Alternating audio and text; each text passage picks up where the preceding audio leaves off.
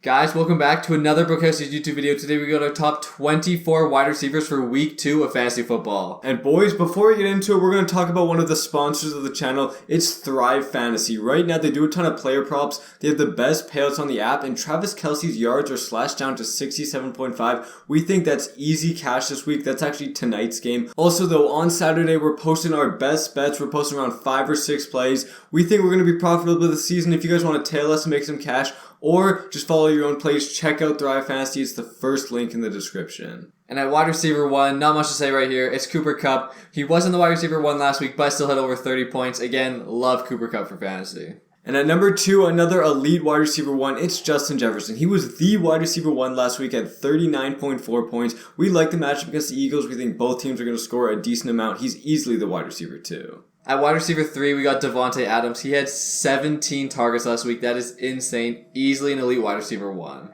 And at number 4, it's Ja'Marr Chase going against Dallas. Ja'Marr Chase balled out last week in the absence of T. Higgins. We think T. Higgins might be back this week, but even no matter what, Ja'Marr Chase is like clear wide receiver 1 of the offense. He's an elite wide receiver 1 this week. First player on the next tier is Stephon Diggs. Yes, Gabe Davis is getting better, but Diggs is still that clear wide receiver 1 in Buffalo. First in the Titans this week, like the matchup for Diggs. And next up, we got Tyreek Hill going against Baltimore. He was another clear wide receiver 1 in his offense. He had 12 targets, 8 catches. Tua loves to force feed this guy the ball, and he's super good for week 2. At wide receiver 7, we got Deebo Samuel. With Elijah Mitchell hurt, we expect Deebo to get tons of rushing attempts, absolutely get tons of touches this week, and he's versing Seattle, which is a good matchup.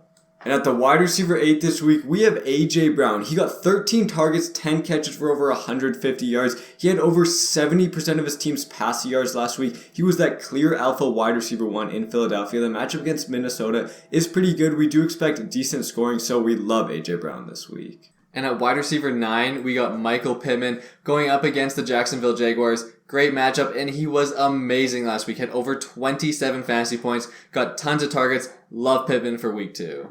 And at wide receiver number 10, we have CeeDee Lamb. He was terrible last week, got a ton of targets, couldn't get a lot of catches. His matchup against the Bengals, we actually do like it. We expect them to be down and have to throw a lot. And Cooper Rush last season wasn't terrible. I think he still can support CeeDee Lamb. At wide receiver 11, we got Mike Evans. Absolutely hate the matchup. He's always terrible against Marshawn Lattimore and the Saints. But Godwin's out. Julio's questionable. Russell Gage is questionable. He's going to have to be that clear wide receiver 1 for Tom Brady. And our last wide receiver 1 is Mike Williams. He has an amazing matchup this week against the Chiefs. We expect a super high scoring game. Yes, he did disappoint last week, but he's going to bounce back in week number 2. First player in the next tier in wide receiver 13, we got Amon-Ra St. Brown. He had an amazing week last week.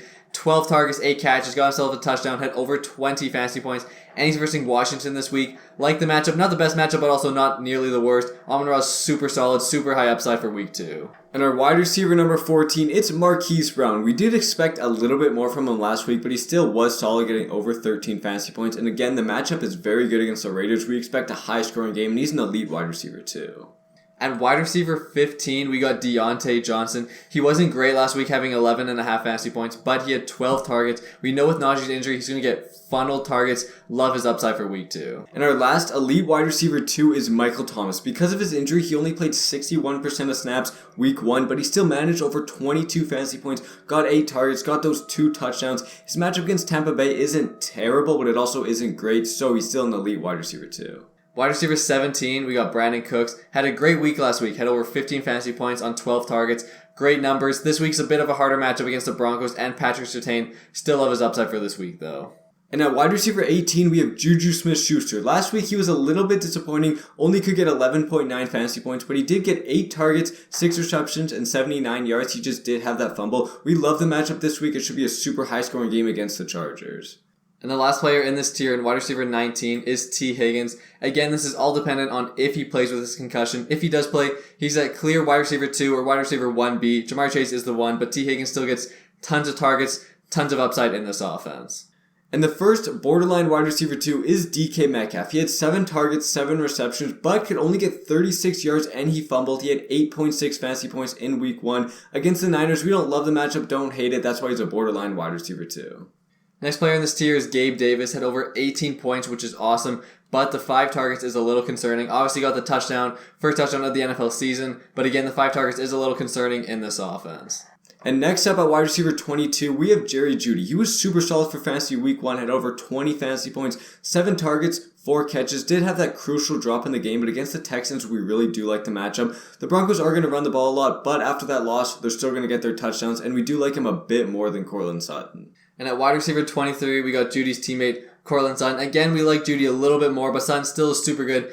Like Jeudy, 7 targets, 4 catches. Love the upside this week against the Houston Texans. And at wide receiver 24, the last of the video, we got Darnell Mooney. He was terrible in week 1, had 1.8 fantasy points, only could get 1 catch, but Justin Fields only completed 8 passes that game. It was a sludge fest. There was rain everywhere. This week, the matchup isn't great either. It's against Green Bay, but he's going to get more catches than that, and he's our wide receiver 24. And guys, again, thank you so much for watching the video. Again, hit the like, hit the subscribe. Thanks again for watching. See you guys next time.